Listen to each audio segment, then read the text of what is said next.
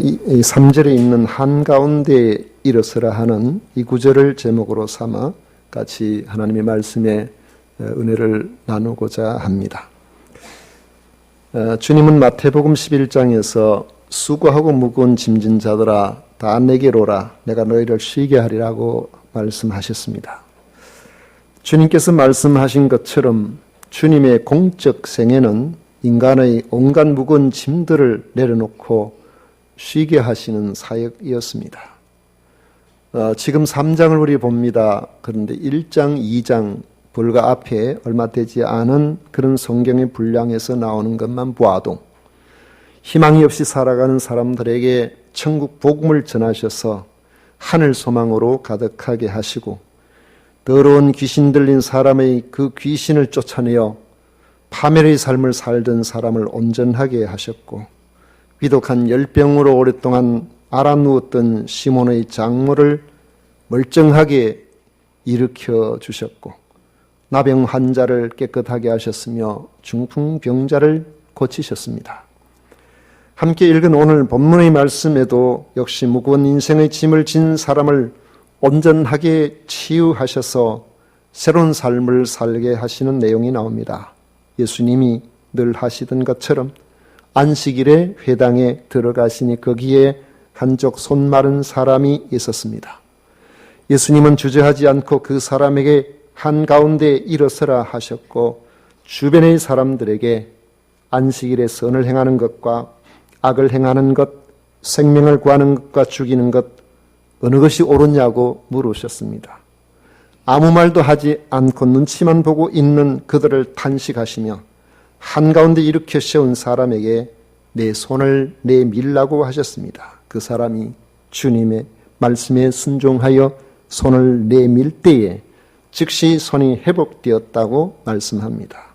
이것이 수고하고 무거운 짐을 진 사람들을 쉬게 하시는 주님의 사랑입니다. 주님께서 한쪽 손 마른 사람을 회복시킨 그 회당 안에는 처음부터 끝까지 주님께서 하시는 일을 지켜본 사람들이 있었습니다. 그런데 그들은 주님과 달리 한쪽 손 마른 사람의 회복 자체보다는 예수님의 치유 사역 그 자체에 관심이 있었습니다. 그들은 질고라는 무거운 인생의 짐을 진 사람이 그 짐을 내려놓았으면 참 좋겠다는 그런 긍휼의 마음 때문에 예수님의 치유 사역에 관심을 가진 것이 아니었습니다. 그들에게는 사실 누가 치유를 받든 받지 않고 평생 고생하든 전혀 관심이 없었습니다. 그들의 관심은 예수님이 안식일에 그 치유 행위를 하시느냐 하시지 않느냐 바로 그 행동을 지켜보고 있었던 것입니다. 그들의 목적은 예수님이 치유하신다면 안식일을 범한 죄로 고발하기 위해서였습니다. 2절에 보면 사람들이 예수를 고발하려 하여 안식일에 사람을 고치시는가 주시하고 있거늘 그렇게 말씀합니다. 이런 경우를 보면 사람이 참 잔인하다는 생각이 듭니다. 몸이 불편한 사람을 보면 누구라도 저 사람이 건강해졌으면 좋겠다 이런 마음이 드는 것이 인지상정일 것 같은데 몸이 불편한 사람을 미끼로 삼아서 예수님의 불쌍히 여기시는 그 긍휼히 여기시는 그 마음 거기서 오는 그 치유 행위를 근거로 율법을 범한 범법자로 고발하려고 한 것입니다. 그들에게서는 평생을 고통 속에 살고 있는 사람의 고통, 그 어려움 이런 것에 대해서 일말의 동정심도 느끼지 않았던 겁니다. 그 사람들이 예수님을 대적하게 되는 까닭은 그들의 종교심 때문이었습니다. 유대인이라면 안식일을 지키는 것이 당연한데 아무리 병자를 치유하는 일이 중요하다고 해도 하나님 앞에서 안식일을 지키는 것이 더 중요하지 않는가 하는 생각을 가지고 있었던 겁니다. 이런 생각을 하게 되니까 종교적 행위만 중요했지 이웃의 고통에는 무관심한 이런 사람이 되어버린 것입니다. 바울은 이런 사람을 로마서 1장 28절에 마음에 하나님 두기를 싫어하는 사람이라고 그렇게 규정하고 있습니다. 이런 죄를 짓는 사람을 우매한 자요, 배약한 자요, 무정한 자요, 무자비한 자라고 했습니다. 이 같은 일을 행하는 사람은 하나님 보시기에 사형에 해당된다고 하나님이 정하셨다는 무서운 말씀을 하고 있습니다.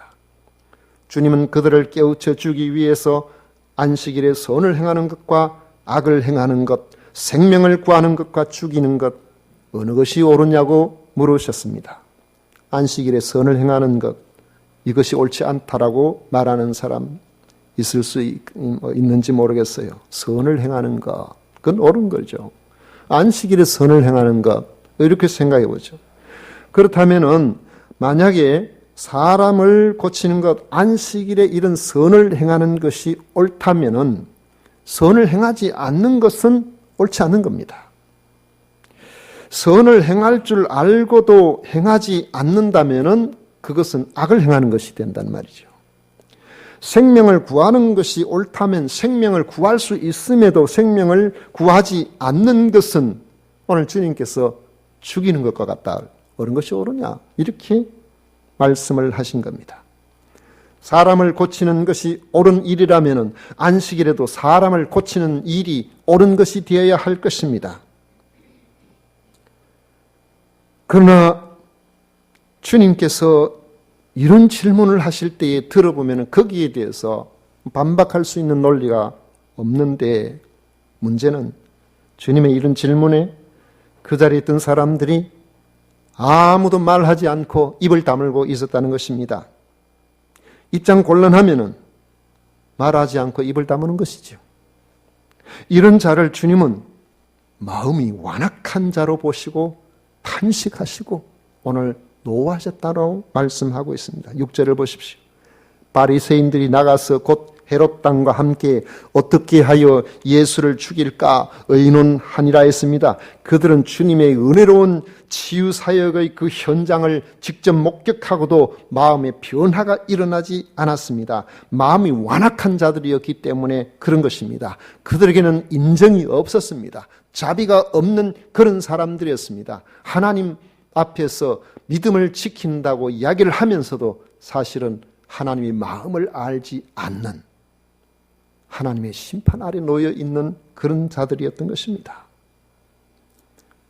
종교적으로 볼 때에 흠잡을 데가 없어 보여도 고통을 당하는 사람에게 관심이 전혀 없고 무정하고 무자비한 사람들은 하나님의 정죄를 피할 수가 없습니다. 왜냐하면 하나님 사랑이신데 그 사랑의 하나님을 믿는다고 하면서 고통당하고 있는 사람에 대해서 전혀 그들에 대해서 관심이 없다면 그건 하나님을 믿지 않는 것과 동일하다는 겁니다. 고린도전서 13장 2절에 보면 내가 예언하는 능력이 있어 모든 비밀과 모든 지식을 알고 또 산을 옮길 만한 모든 믿음이 있을지라도 사랑이 없으면 내가 아무것도 아니오라고 했습니다. 요한일서 4장 8절에 보면 사랑하지 아니하는 자는 하나님을 알지 못한다라고 말씀하고 있습니다. 그 이유는 하나님은 사랑이시기 때문에 그렇다는 겁니다. 예수님을 이 땅에 보내신 것도 우리를 사랑하신 하나님의 사랑 때문에 그런 겁니다. 율법을 우리에게 주신 것도 하나님께서 우리를 사랑하셨기 때문에 주신 것입니다. 그런데 율법 지킨다면서 하나님의 사랑을 모르고 사람에 대해서 사랑하는 마음을 갖지 않는다면 그건 하나님을 모르는 것과 같다는 겁니다. 그러므로 주님은 고통받는 사람을 위해서라면 무정하고 무자비한 종교적 시선 이런 데는 전혀 개의치 않으시는 그런 분인 겁니다. 주님을 책잡아서 재판정에 고발하려는 사람들이 기회를 엿보고 있었음에도 불구하고 그 손을 못 쓰는 그 사람을 치유하기 위해서 모든 사람들이 고발하려고 주시하고 있는 바로 그 현장에서 한쪽 손 마른 사람을 한가운데에 일으켜 세우셨던 것입니다. 우리는 이런 주님의 사랑 앞에 그 한쪽 손 마른 사람의 절박한 상황처럼 우리가 그러한 사람이라면 우리는 어떻게 주님께서 일어나라고 하실 때에 응답해야 할까요? 크게 우리가 생각해서 두 가지를 생각해 봅니다. 하나는 우리 주변의 시선을 극복할 수가 있어야 합니다. 주님께서 많은 사람들이 보고 있는 한가운데 일어서라고 하신 것은 바로 이 공개적으로 주님의 관심과 사랑에 응답하라는 그런 뜻으로 받아들여야 됩니다. 주님은 얼마든지 회당에서 나와서 다른 사람이 보지 않는 골목길에 내가 너를 고쳐줄 테니까 오라고 해서 그곳에서 고쳐주실 수도 있어요. 주님은 안식일이 아닌 다른 날도 얼마든지 그 사람을 고쳐주실 수 있습니다. 그런데 주님은 그렇게 하지 아니하셨습니다. 만약 주변의 시선이 부담스러워서 그리스도의 초청을 거절하고 그 한가운데로 나오지 아니했다면 그 사람은 어떻게 되었을까요? 사랑의 주님께서 공적 생애를 감당하실 때에 수많은 사람들을 고치시고 귀신을 쫓아내시고 온전하게 하셨습니다. 그런데 한 가지 특징이 있습니다. 그것은 주님께서 계시는 곳에 찾아 나올 때 아니면 주님께서 찾아가셨을 때에 그들이 마음을 열고 주님 앞에 자신의 문제를 내어놓고 그렇게 할 때에 주님께서 그에게 내 믿음이 너를 구원하였다. 고쳐주신 것입니다. 그러니까 이것은 그냥 일방적인 것이 아니고 주님께서 나아가실 때에 주님 앞에 그들도 같이 나오는 그러한 상황 속에서 놀라운 일들이 일어났던 것입니다. 심지어는 복음을 전하는 것도 제자들에게 말씀하실 때 그렇잖아요. 받아들이면은 그 마을에 들어가서 같이 이 천국 복음으로 말미암아 없는 열매들을 같이 나눠 먹을 수 있지만은 그러나 거절하는 그런 곳에는 발에 먼지를 털고 돌아서게 했습니다. 지금도 우리가 주님의 이름으로 기도할 때에 주님은 종종 치유로 응답해 주십니다. 그런데 부끄러워하거나 자존심을 상해하거나 주빛거리는 사람에게는 역사가 일어나지 않습니다. 오히려 어린아이처럼 자신의 약한 부분을 인정하고 기꺼이 내어놓는 사람에게 치유의 역사가 나타납니다. 그러므로 우리의 무거운 짐을 내려주기 위해서 사람들 앞에 한가운데 초대하실 때에 주님의 초대에 우리는 머뭇거리면 안 됩니다. 사람들이 보든 말든 주님이 말씀하시면 기꺼이 한가운데로 일어설 수 있어야 합니다. 사람을 의식하지 말고 주님의 부르심 앞에 나가야 합니다. 그때 우리의 삶에는 기적이 일어나고 생명력이 넘치는 그런 삶을 살도록 해주시는 것입니다. 또 한 가지는 여기는 철저한 순종이 요구됩니다. 주님의 관심에 공개적으로 나아가려면 철저한 순종이 있어야 된다는 겁니다. 주변의 의식보다 주님의 말씀에 순종하죠. 많은 사람들이 예수님을 고발하기 위해서 주님의 치유사역 그 자체를 가지고 지금 주목하고 있는 그런 현장에 있는 사람이라면 누구라도 눈치챘을 겁니다. 아, 저 사람들이 지금 예수님을 고발하려고 저러고 있구나. 그런데 이런 상황 속에서 그런 분위기에서 주님 말씀하신다고 그 주님의 말씀에 순종하면은 이상한 일에 휘말리는 뜻하지 않는 어려움을 당할 가능성이 높습니다. 요한복음 9장에 보면 날 때부터 맹인된 사람이 주님을 만나게 되었는데 주님께서 그 사람에게 진흙을 이겨 눈에 바르시고는 실로암 못에 가서 씻으라고 그렇게 말씀을 하셨습니다. 주님의 말씀에 순종해서 눈 어두운 사람이 더듬거리며 실로암 못을 찾아갔고 그 물에 그 눈을 씻을 때에 그는 환하게 밝아져서 보게 되었습니다. 그런데 그 사건 때문에 이 사람은 유대 사회에서 출교를 당하는 아주 심각한 고난을 당하게 되었던 것입니다. 그러므로 주님의 말씀 앞에는 그 말씀에 순종하려고 할 때는 항상 결단이 요구가 되는 것입니다. 주님의 말씀에 순종하다가 당할 수도 있는 어려움을 감수할 것인가 아니면 괜히 힘든 일에 휘말릴까 모른 척하고 그렇게 불순종할 것인가 우리는 선택해야 되는 겁니다. 주님의 말씀에 대한 순종의 선택은 주님의 관심에 대한, 주님이 하시는 그 말씀에 대한 우리 믿음의 응답이 되기 때문에 그런 것입니다. 믿음의 응답에는 소소한 이건에 우리가 흔들리지 않습니다. 불이익을 당한다고 해가지고 그것 때문에 우리가 마음이 흔들리거나 그렇게 하지 않습니다.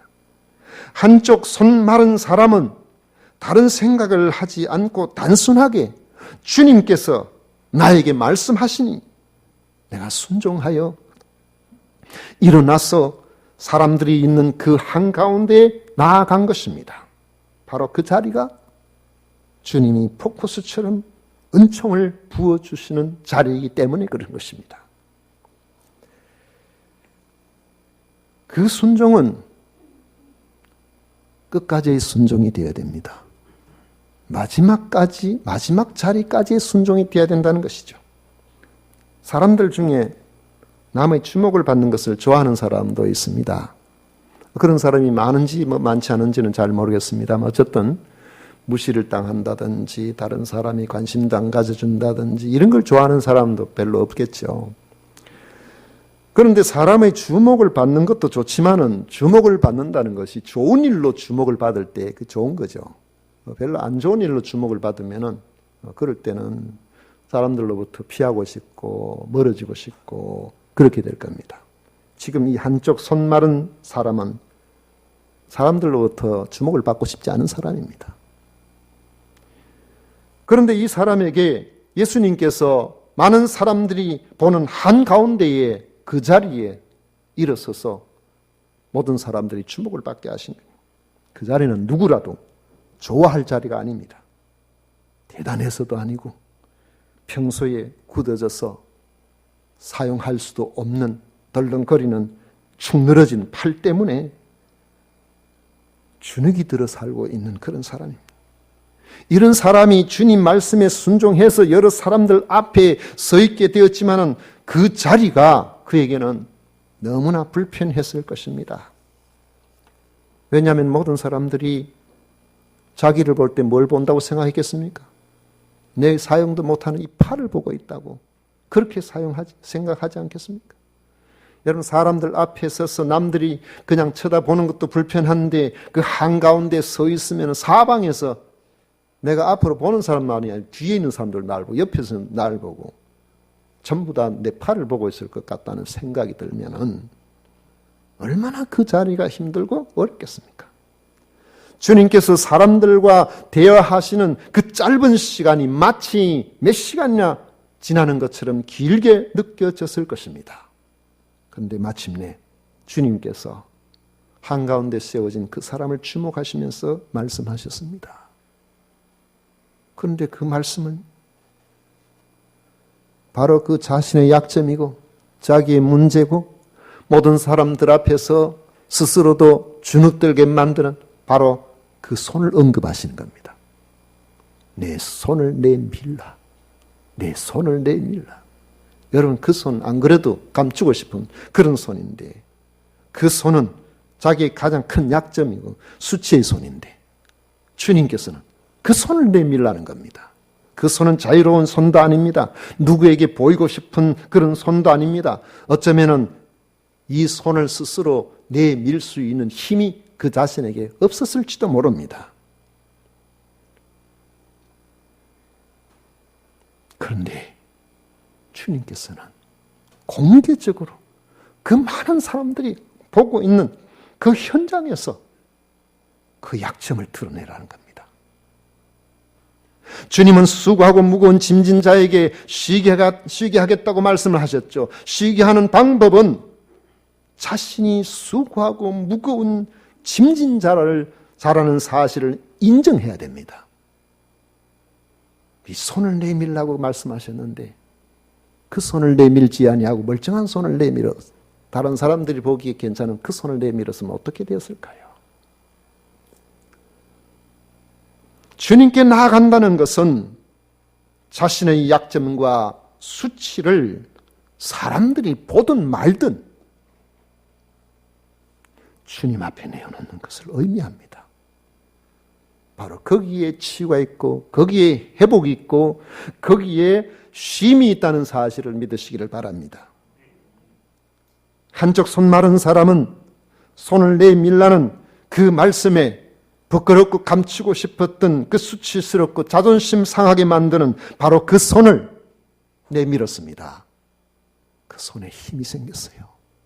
그 손이 오늘 말씀으로 멀쩡해졌다고 했습니다. 바로 내미는 그 순간 그 손이 회복되었던 것입니다. 손의 회복은 손만 회복된 게 아닙니다. 그 손이 회복되니까 부끄럽고 수치스럽고 자존심이 상해하는 것. 자존심은 손이 상합니까? 마음이 상합니까? 마음이잖아요. 주님 앞에 내어놨다면 그 자존심이 상하는 그의 심령을 하나님께서, 우리 주님께서 치유해 주신 겁니다. 회복시켜 주시는 겁니다. 치유받아서 당당하게 내어밀 수 있는 바로 그런 손이 되어버렸던 것입니다. 이것은 바로 그 손을 이제는 아무에게나 내밀 수 있는 마음까지도 당당한 사람으로 만들어 놓는 것입니다.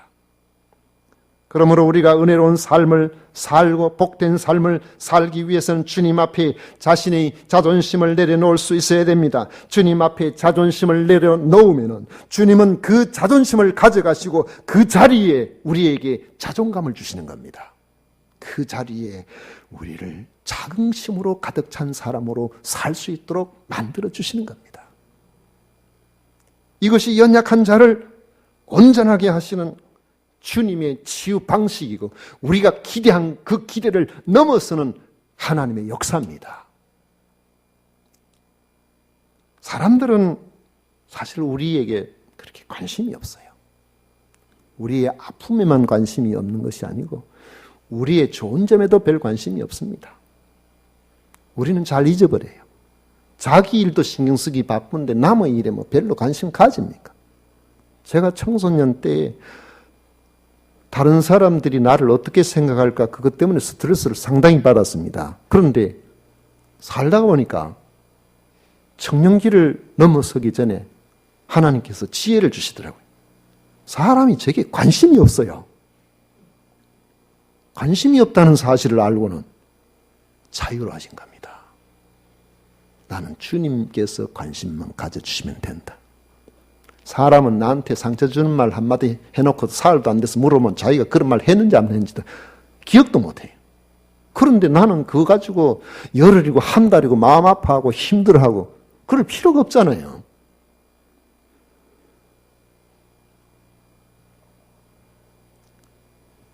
주님은 우리에게 관심을 가지고 계십니다. 우리를 사랑하십니다. 그래서 그 많은 사람들이 관심을 갖지 않아도 주님은 그 자리에 곧바로 한쪽 손 마른 그 사람에게 관심을 가지셔서 한가운데 이렇게 세우신 겁니다. 그를 회복시켜 주고자 하는 주님의 그 사랑이 그 속에 있었기 때문에 그런 겁니다. 그러므로 주변의 시선보다 주님의 시선을 여러분 더 중요하게 생각하시기를 바랍니다. 주님의 시선보다 주님의 말씀에 더 주목하시기를 바랍니다. 주님의 시선보다 주님의 말씀을 더 신뢰하고 순종하시기를 바랍니다. 어디까지? 끝까지 순종해야 돼요. 철저하게 마지막까지 자신을 내려놓고 순종해 보십시오. 그것이 육체의 고통이든 마음의 문제든 주님은 치유하고 회복시켜 주실 것입니다. 이 시간 주님의 말씀을 나를 향한 말씀으로 받아들여 순종하심으로 주님의 은총이 임하는 기적의 삶이 여러분들에게 임하시기를 축복합니다. 기도하겠습니다. 고마우신 하나님 아버지 감사합니다. 우리에게 우리 하나님, 우리 주님의 그 찾아오신 사랑, 우리에게 가지신 그 관심, 아버지 하나님, 우리를 치유하고 회복하고 자유롭게 하시려는 하나님의 사랑인 줄 믿습니다. 아버지, 이 사랑 붙들고 철저하게 주님 앞에 우리 자신을 내려놓고 순종하며 하나님 기뻐하시는 성도로 살아갈 수 있도록 인도하여 주옵소서. 예수님 이름으로 기도드리옵나이다. 아멘.